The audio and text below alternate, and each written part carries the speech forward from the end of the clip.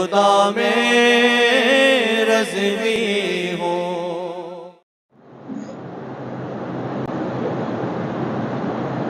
Allah Almighty, by His divine grace and mercy,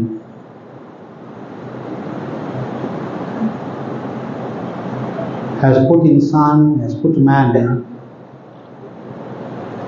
on this earth, and when He did so, He gave man a great responsibility.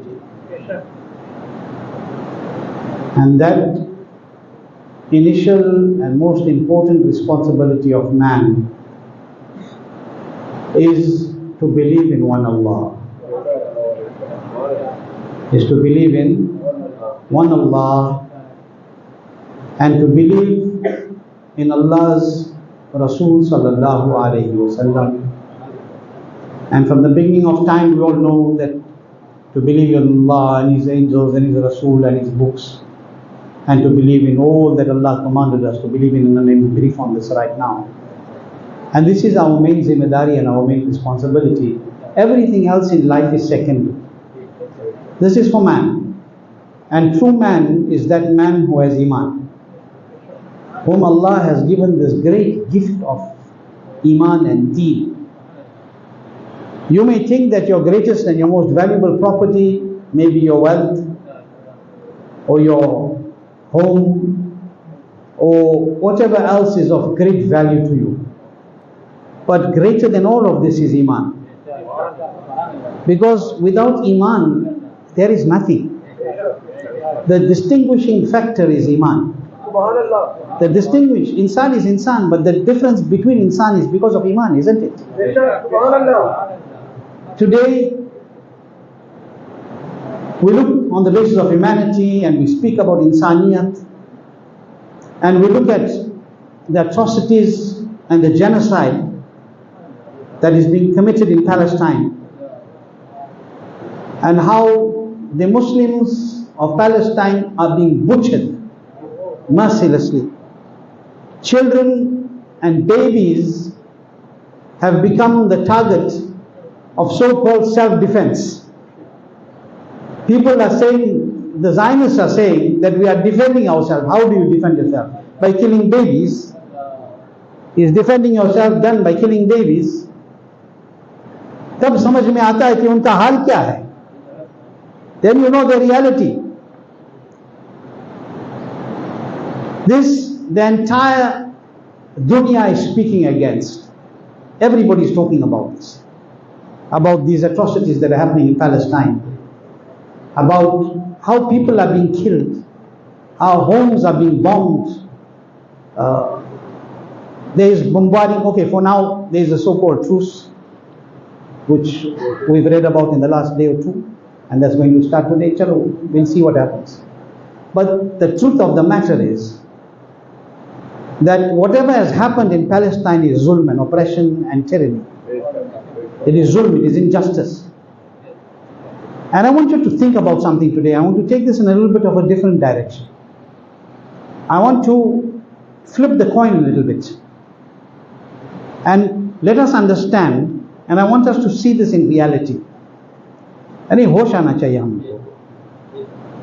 Palestine के हालात को देख के, when we look at the condition of Palestine, बोलते हैं, we talk about it, but this has happened in the last 75 years, that we talk and we forget.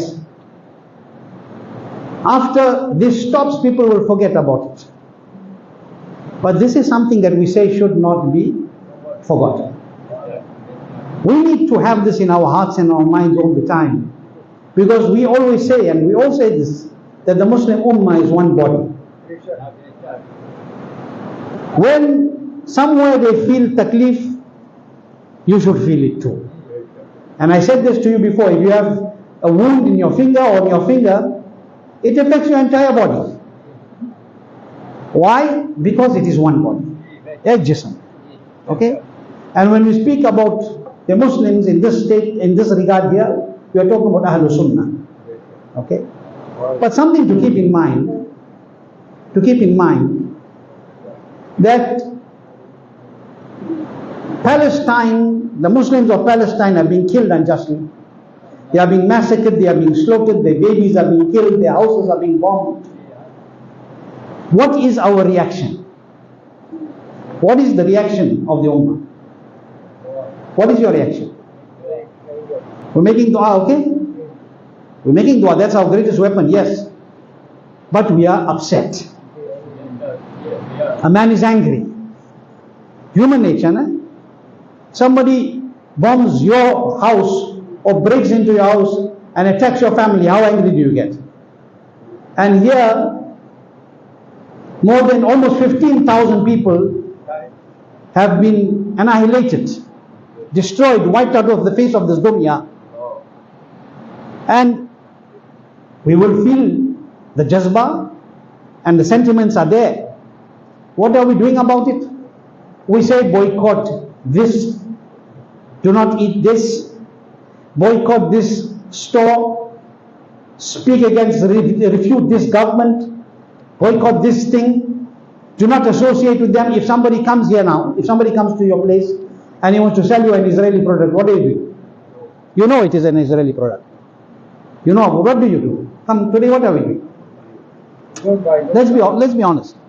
What are we doing? We are saying, I don't want it. Sorry. The guy comes from you and you find out his designers, they say, come on, have a get together, come and join me. Will you go? No. Right now, will you go? No. No, you won't go, isn't it? The point that I want to make today is that, yes, it is unjust to kill the Muslims like this. Yes, it is unjust to bomb their homes. Yes, it is zulm to do whatever is happening. But the point that I want to make here, very important, is that we're boycotting the Zionists, we are boycotting their supporters because they are killing our brothers and our sisters and our mothers. We are boycotting their ways because they are killing our sisters and our mothers and our children. We are refusing to sit with them and unite with them because they are killing our mothers and our children and our brothers. We refuse to unite with them, we refuse to sit with them, we refuse to be party to anything they do, we refuse to buy and sell with them directly. Why? Because they are killing those who are part of us. They are killing the Muslims, they are killing children unjustly, they are killing women unjustly. We are saying this and we are all announcing this every day in our lives, that we do not want to have anything to do with somebody like this. Now the question that I have to myself and to you is that we have looked at this condition of the dunya and the zulm that is being done, and we say that we do not want to unite with them, we do not want to sit with them, we do not want to have meetings with them, we do not want to support them, we do not want to buy and sell from them. Why? Because they are taking human life, because they are killing children, because they are killing women, because they are killing people who are civilians and have nothing to do with all of this. This is why we are reacting. Correct or incorrect? This is why we are reacting, okay? Now I want to ask a question. They are taking lives, you don't want to sit with them. They are taking lives, you do not want to sit with them. They are taking lives, you do not want to unite with them. They are taking lives, you do not want to eat with them. They are taking lives, you do not want to sit with them. They are taking lives, you do not want to have any affairs with them. But what about those who are taking your iman? What about those that are taking your iman?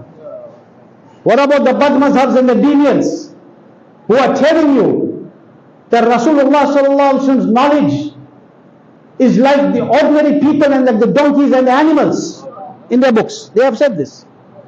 Why do you want to unite with them? Why do you not want to distance yourself from them? Why do you want to meet with them? Why do you want to sit with them? Why do you want to make them party to what we do in our deen? Does this not tell you that we value life more than iman? Cannot value life more than iman. Iman is more valuable than everything. You do not want to sit, you do not want to associate, you do not want to befriend. And this is as per hadith. It is in the hadith about the deviants. Do not sit with them.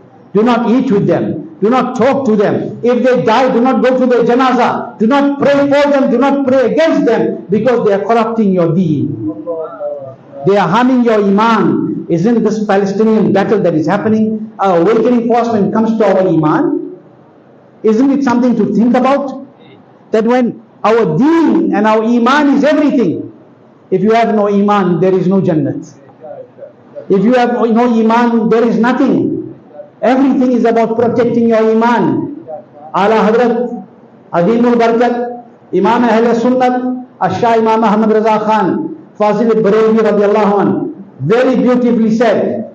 He said that understand, and he explained this in numerous of his books. And I'm giving you the gist of what he said. And what he said is what those before him said.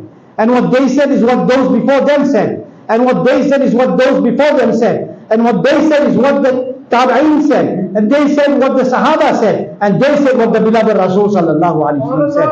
That your most valuable belonging is your deen and your iman. Your most valuable belonging is your deen and your iman. Yes, we are prepared to stand firm against the enemies of Palestine, against those who attack and kill people without reason. We are prepared to do this. But why aren't we prepared to take a stronger stance, or even an equal stance, when it comes to deen and iman? What is the reason for this? What is the reason for this? Why is this double policy? That when it comes to life, the rule is different. But when it comes to iman, there is no value. Iman is your jaan. The true soul is your iman. When you go into your qabr, I said to my son as we drove to masjid today, I said everybody's going to die one day. Sabko marna hai mere azizo. Everybody's going to die one day. You will die. I will die. My children will die. Your children will die. Your parents who have gone from the world have gone, those that I just value them. If your parents have gone, they have gone, pick up your hand and pray for them, make dua for them. And if you have your parents alive, the Jannah is under the foot of your mother, the key to that Jannah and that door is your mother. Keep the izzat, keep the honor. I have seen today that when parents become old, while I'm on the discussion, when the parents become old, then these parents are not valuable. They say they can't think properly. They don't know how to do things properly. They're becoming senile. They have become a burden. Hamari upar boj ban gaye. They have become a burden because they are senile. They can't go to the bathroom by themselves. They can't walk by themselves. They can't eat by themselves. We have to do things for them. So they have become a burden on us. When you are burden on them, when you couldn't walk and when you were crawling on the ground. Were you and I burdens on them? When we couldn't put food in our mouth and our mother fed us? Were we burdens on them? When we could not stand and they taught us how to walk? We forgot that. But when the parents become old, then we look at them as burdens. This is very sad. This is very sad. But this is food for thought. And I said to my son as we were just having a discussion, and I said, son, we're all going to die. Nobody's going to be left on this dunya. Nobody will be left. We will go to our graves. And after that, we will be risen on Maidan al-Mahshar. And Allah will hold each of us accountable individually. There will be no collective accountability. We will be held accountable, each of us, for our sins. Each will answer in the court of Allah. Har ek ko jawab dena hoga. Each will have to answer in the court of Allah. And I say this over and over again. What will be the condition on that day? When the ground will be of copper. The sun will be one span over your head. And you will stand there and answer for your entire deeds. Zindagi bhar ke hisab dena hoga. What is going to happen to us on that day? Kya hal hoga? Look at our homes. Look at our communities. Look at our families. All of us will only be successful if we die with iman. You can have the most wealth, my brothers. You can have the most power.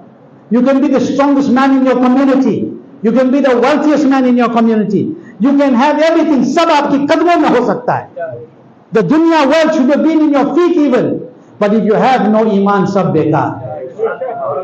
All of it is bekar. And if you have no wealth, no property, no house, you sleep on the street, but you have iman in your heart, you have everything. You have everything. So what is the most important thing?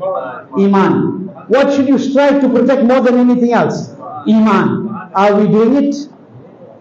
Ask yourself the question. How many of us are doing it? Today we compromise deen and iman for dunya. Because he's my friend, I don't want to say anything. Because he's my family, I don't want to say anything. Because he's this to me, I don't want to say anything. Chalo khamush raho dunya mein. Fine. Remain silent if you want in this world. But mar ke qabr mein jana hoga. You will have to die and go into your graves. There we will have to answer. There we will be answering. And on the day of Qiyamah we will answer in the court of Almighty Allah. Think about it. Think about it. This Iman is more valuable than everything.